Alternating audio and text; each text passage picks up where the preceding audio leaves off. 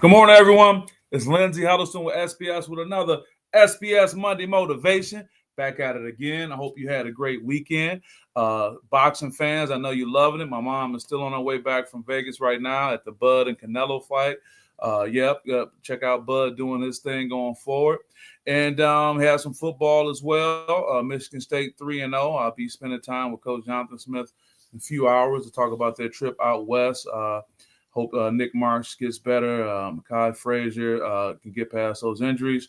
And of course, what's been the ongoing story for America and the world is what took place in Utah State. And I'm just trying to be very mindful of my words, but yet and still be honest and true. And it's unfortunate that we're at this point, that's what we have to be more concerned with, because there's an extreme cancel culture on the move. Not that I feel that anybody can cancel me, because I got people like Michelle Mimi Watkins supporting me and holding me down.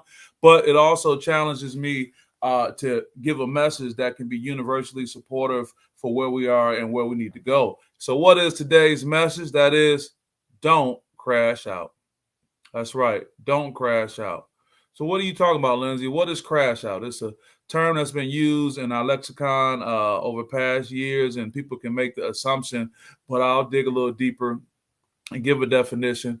Crash out, making an impulsive, destructive decision in the heat of the moment that causes long-term harm to yourself, your goals, and relationships.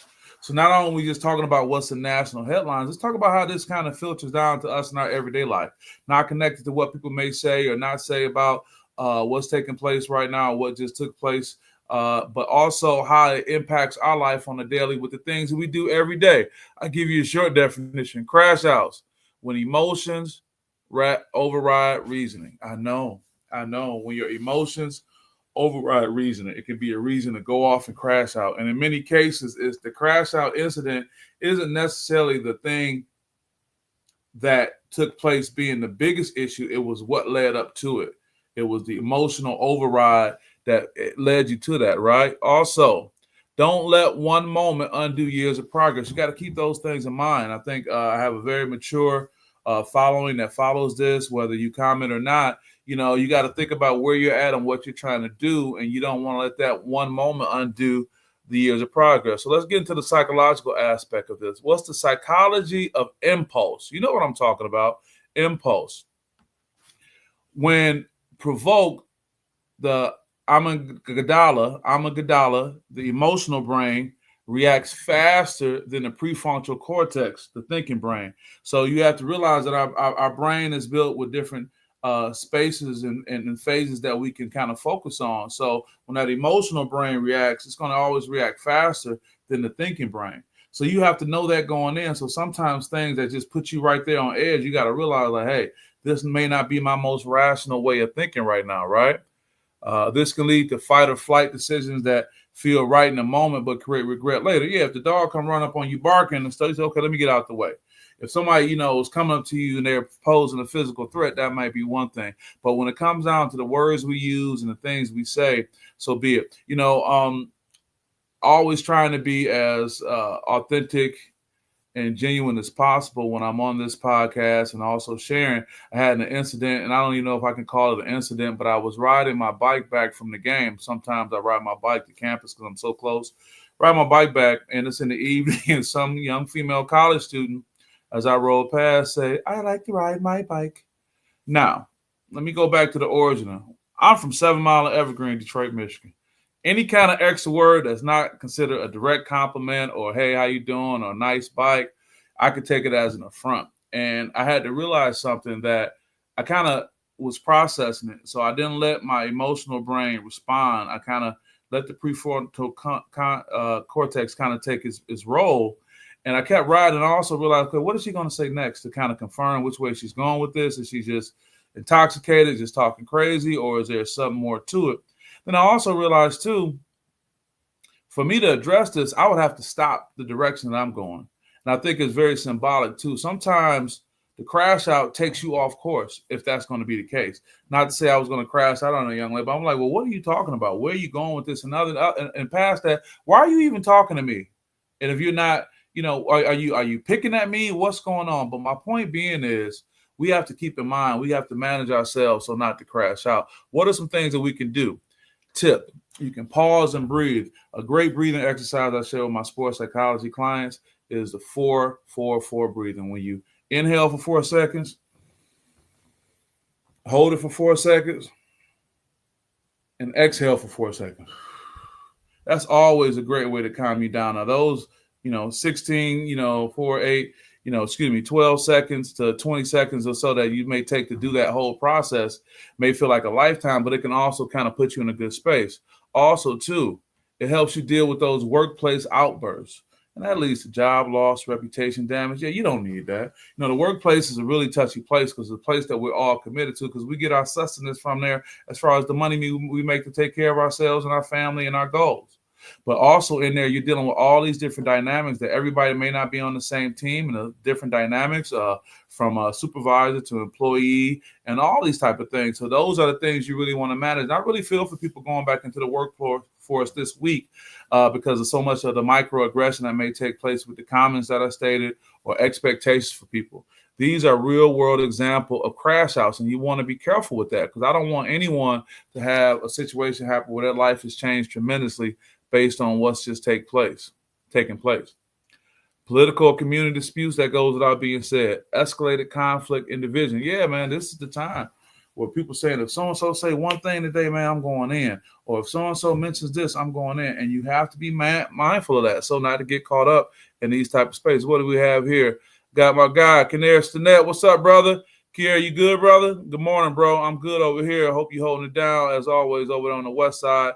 He's talking about keeping it together. Here's another thing we talk about, don't crash out. Road rage, accidents, arrests, man. You got to be careful with that road rage. You got to be careful because you get upset and you want to ride down on people. Hey, I've had my times where I've got overly excited, but hey, you got to work on that.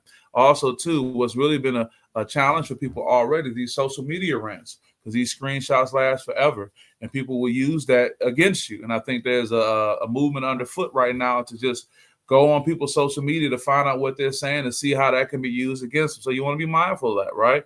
Also, too, here's a good one. I really like this. Ask yourself, will this matter in 24 hours, 24 days, 24 months? So the rule of 24, will this matter? And when I woke up the next day and I thought about that little girl, I just laughed. I said, man, I'm so glad I didn't even think about engaging that thing for whatever reason, because who knows what I was going to be on. And for the record, she was with a young man, and my address would have been, my thing would have been addressed pressing him if there was a negative thing, because it's saying, man, you don't even need to be with this type of young lady who popping off, because now the attention's going to come back to you. So for the record, I wasn't going to be about going after a little girl, but it was going to be like, hey, what was that about? But again, I let that ride.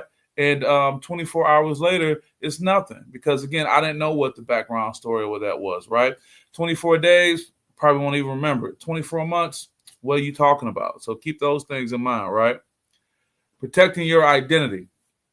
Protecting your identity is really important. Part of what I'm talking about today was about protecting my identity, making sure that I continue to give a message that can be universally supported, not necessarily universally supported. And I want to be able to have a message that can really help everybody in the time of need. How about that? And you won't believe the changes that I've made and the things that I did prior to getting up to this. Not that I didn't believe in what I was going to be saying now, but I had to say, what's my universal message that's consistent with me as it relates to protecting my identity and what I'm all about?